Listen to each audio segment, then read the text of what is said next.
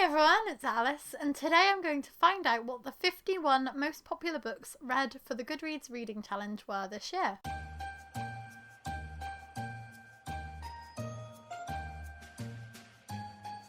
So every year Goodreads releases information about which books have been marked as read the most during the previous year, and I thought this year I would look at the top 51 with you and I would just kind of see if there were any surprises in there, if there are any books I've read in there, because I don't read a lot of the really big releases, and I just thought this could be a fun Bookmas video.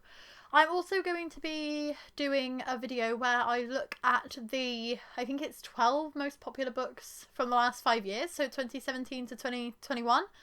So make sure to check back for that if you're interested in Goodreads lists and interested in my thoughts on them, and let's get on with it. So first off, we've got The Midnight Library by Matt Haig, which I have read. Gave it 5 stars. I thought it was absolutely brilliant, so that definitely deserves to be on this list. I'm not surprised to see a lot of people reading it because it has been a big release, and it was very hyped up before it came out, let alone after it was actually released. The Invisible Life of Addie LaRue by V.E. Schwab, exactly the same thing. Very hyped release. A huge author, was such an instant bestseller, and they've even done a 1-year anniversary edition, so it's not surprising that that's on there if they're still promoting it so dramatically a year after it was released. The 7 Husbands of Evelyn Hugo by Taylor Jenkins Reid. Who hasn't heard this book talked about on BookTube? I still haven't read it. I'm interested in it, but yeah, it's just so overhyped I'm a little bit scared of that one.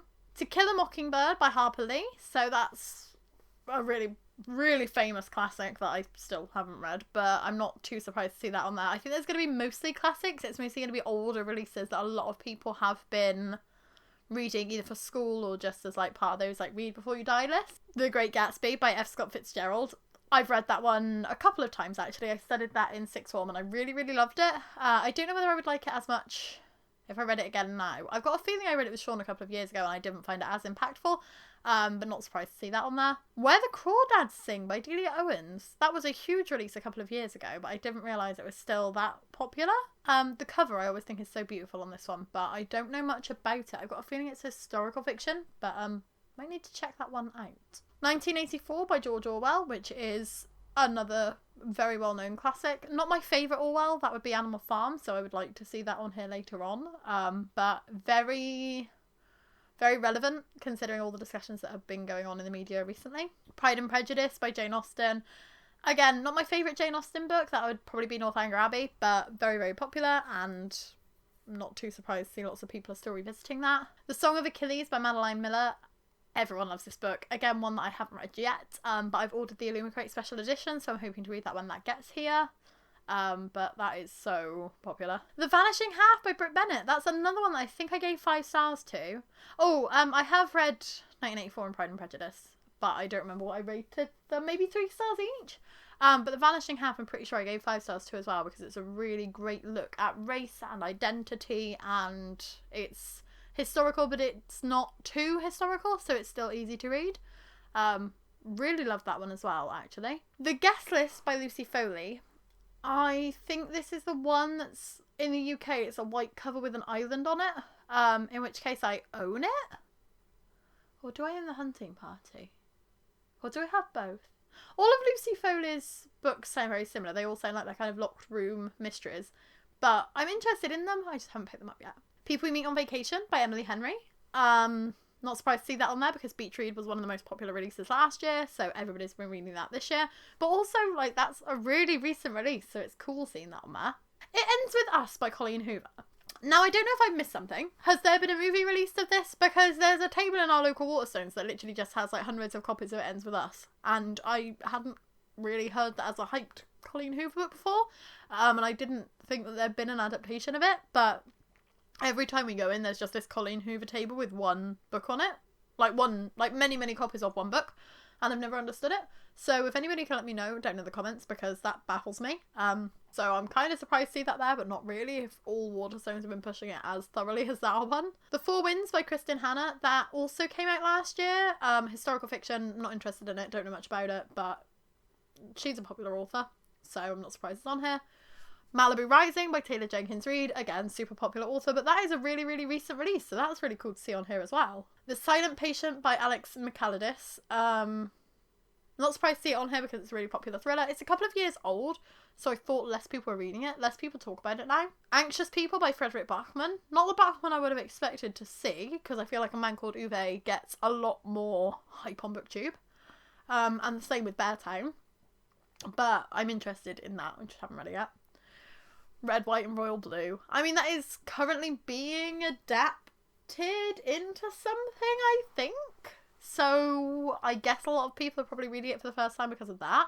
I'm not quite sure why I picked it up, but I wasn't a huge fan. I just didn't hate it as much as I thought I was going to. Normal People by Sally Rooney. I will be surprised if there isn't more Sally Rooney on here because Conversations with Friends is being adapted soon. Normal People just got adapted, so that's really popular. The Hobbit by J.R.R. Tolkien. I'm surprised to see that on here because it's so old, but also it's a huge classic. People are reading it for the first time. Not too surprising. Beach Read by Emily Henry. As I said, massive release last year. Of course, people are still reading that this year.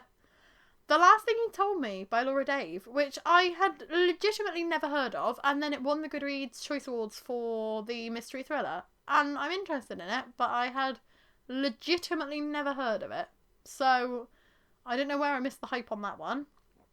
Bridgerton, The Duke and I by Julia Quinn. Bridgerton was one of the biggest things on Netflix, so not surprised to see that on here.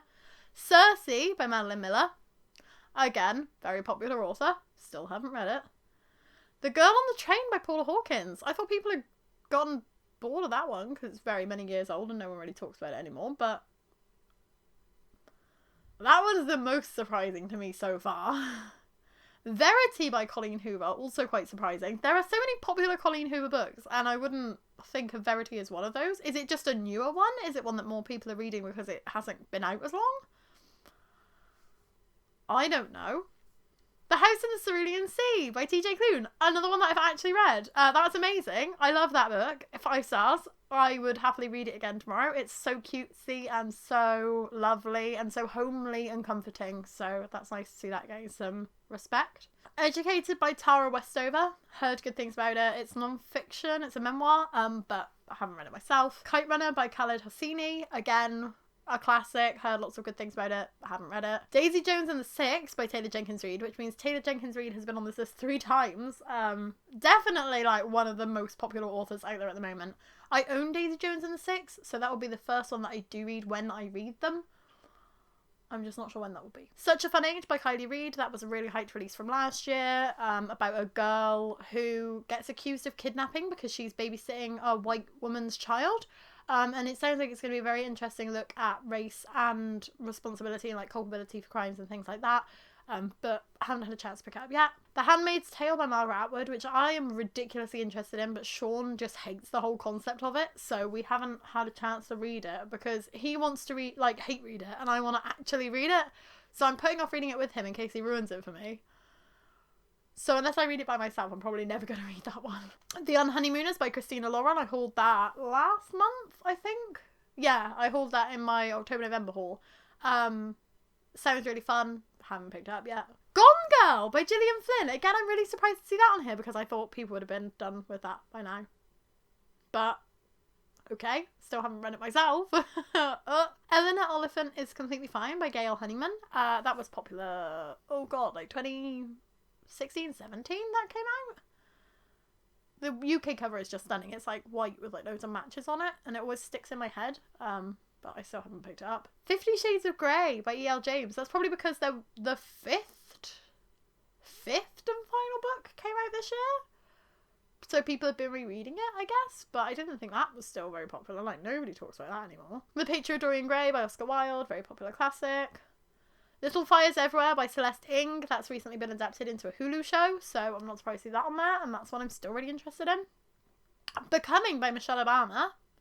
There's quite a lot of non-fiction on here, which surprises me. But that's not too surprising because obviously she's a very popular figure, so more people are likely to pick that up. The Lost Apothecary by Sarah Penner, and it's so cool to see that on there because that is a debut novel. It was released this year and it's a debut, so for that to already be featured in like the most read books, that's so sick. And then there were None by Agatha Christie, which everybody says is Agatha Christie's best novel, so if any Christie was going to be in here, it would be that. The Push by Ashley O'Drain, which I've got a feeling is another debut? I think I remember seeing that shortlisted for the best debut of the year on the Goodreads Choice Awards, but I hadn't actually heard of it. So I will look into that one. The Tattooist of Auschwitz by Heather Morris. I haven't read that yet because I'm not a huge historical fiction reader, but I have been given a copy by a friend. So I would like to read that eventually. Next up, we got Wuthering Heights by Emily Bronte. Not too much of a surprise to see that one on there because, again, very popular classic. Still one that I haven't read. So all I'm learning from this is I need to up my classic reading because they're quite clearly still popular for a reason. So maybe next year. I always say I'm going to read more classics. I never read more classics. Maybe. Atomic Habits by James Clear, which I've legitimately never heard of. It looks like a self-help book. So interesting to see that featured on there. Me Before You by Jojo Moyes. That was a huge film, and the 4th book in the series came out this year, so I'm not surprised if people are rereading that one. The Subtle Art of Not Giving a Fuck by Mark Manson. Again, self-help book. I've heard good things about this one. Sean owns it, so I might pick that one up because that one's quite thin as well. But that's cool to see more self-help on here. It's really varied. Like, that's the thing that's surprising me the most so far. It's like, it's actually like quite a diverse shortlist. Like, both authors and subject matters, like genres. So that's really cool. Untamed by Glennon Doyle. Never heard of it, but the cover is just very trippy and I love it. So I'm interested in that one. Mexican Gothic by Silvia Moreno Garcia, which I'm already interested in. I own that on my Kindle, I just haven't picked it up yet. I've heard some people say that it's too overhyped, which is the only reason I'm holding off on reading it, but I want to. A Promised Land by Barack Obama, which is cute, because obviously Michelle Obama has already been featured. And Green Lights by Matthew McConaughey. So, quite a few celebrity authors in there. That's the last one. That was, like, a really interesting top 51. Some of the books that I was expecting to see in this are not in this. Like, I thought the Thursday Murder Club might be in it, because that's been really, really popular this year. It feels like people have been talking about that all over the place. Under the Whispering Door, maybe, but then it did get released very late in the year, so maybe that will come up next year. But, damn, that's really interesting to look at, actually. I don't think I've ever seen one of these lists before. And there was only the one Sally Rooney, which is surprising, because I thought Conversations with Friends for sure, and maybe her new one as well. So I guess they might be appearing next year? Well, this was an interesting video. I think I've actually read 8 of them. 1, 2, 3, 4, 5, 6, 7, 8. Yeah, I've actually read 8 of them. Which isn't as many as I would want it to be. I'm actually pretty proud that I've managed to read nearly double figures. And a lot of those are ones that I've had for ages that I'm just planning on picking up at some point. So, not too shabby. I hope that you enjoyed this video. If you did, please give it a like. And if you'd like to subscribe, we'd be super duper grateful. We're posting a new video every single day in December. And as I said, we've already done one that's related to Goodreads. And there will be another one coming up. So if you're interested in more videos like this, then hit that subscribe button and just follow along on our Bookmas journey. We'll be seeing you again tomorrow, and thank you for watching. Bye! Oh, and how many of these books have you read? Let me know down in the comments, because that would be really, really cool. Has anybody read more than 8? Has anybody read all of these books? Because it's such a weirdly diverse reading list that I feel like no one's going to have read all 51 of these unless they've purposefully done it after the list has been released. Hit me up.